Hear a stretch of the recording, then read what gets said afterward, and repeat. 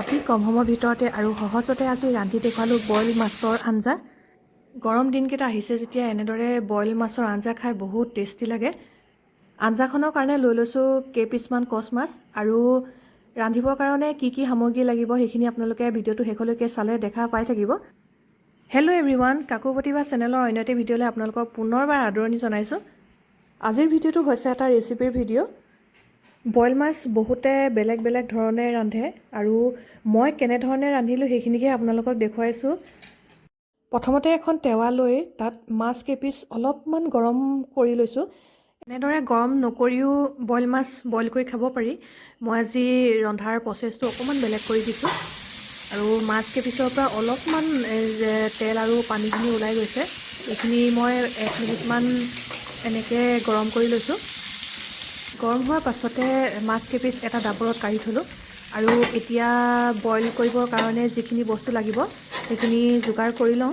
আৰু মোৰ চেনেলটোলৈ আহিছে যেতিয়া ভিডিঅ'টো সম্পূৰ্ণকৈ চাব আৰু মোক আগুৱাই নিয়াত সহায় কৰিব বুলি ভাবিলোঁ। এতিয়া অন্য এটা কেৰাহী লৈ লৈছোঁ, তাতে মাছ কেইপিচ ঢালি দিছোঁ আৰু ইয়াত তেল দিয়াৰ ধৰণে লাগিছে, কিন্তু তেল নহয়, এইখিনি মাছৰ তেলহে হয়। আৰু এইখিনি গৰম কেৰাহীত দিয়াৰ পাছতে মই যিখিনি বস্তু যোগাৰ কৰিছিলোঁ এইখিনি দি দিম। প্ৰথমতে দি দিছোঁ শুকান জলকীয়া আৰু নহৰু, যিখিনি খুন্দা আছিলে এইখিনি দিছোঁ। তাৰ পাছতে বিলাহী 2টা দিছোঁ, এইখিনি লগতে দিছোঁ অকণমান আদা বটা আৰু লগতে কেইটামান জালুক আছে আৰু খৰিচাখিনি ইমান টেঙা নহয়। আৰু শেষত দি দিছোঁ চাউলৰ গুড়ি, মানে পিঠাগুড়ি দিছোঁ, বেছি নহয়, অকণমান খুন্দা হৈছিলে বেছিকৈ, কিন্তু অকণমান দিছোঁ।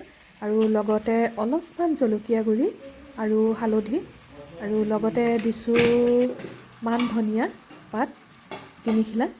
আৰু এতিয়া পানীৰ জোখমতে দি, কাৰণ বইল কৰিম যেতিয়া অলপমান পানী সৰহকৈ দিব লাগিব, কাৰণ সিজোৱালৈকে পানীখিনি শুকায়ো যাব পাৰে। আৰু এতিয়া ভালকৈ লৰাই মেলি ঢাকন মাৰি সিজিবৰ কাৰণে থৈ দিম। মই জ্বলাটো অকণ বেছিকৈ খাওঁ আৰু বইল মাছত জ্বলা দিলে ভালো লাগে, সেইবাবে কেঁচা জলকীয়া কেইটামান আছিলে, মানে পকা জলকীয়া, এইকেইটাও কাটি পেলাই দি দিছোঁ। আঞ্জাখনৰ উতল আহি গৈছে যেতিয়া ভাবিলোঁ সিজি গৈছে আৰু ভিডিঅ'টো সামৰিব হৈ গ'ল। আপোনালোকেও এনেধৰণে গৰম দিনত বইল মাছৰ আঞ্জা বনাই খাবচোন, বহুত ভাল লাগে। আৰু আজিলৈ ভিডিঅ'টো সামৰি দিওঁ।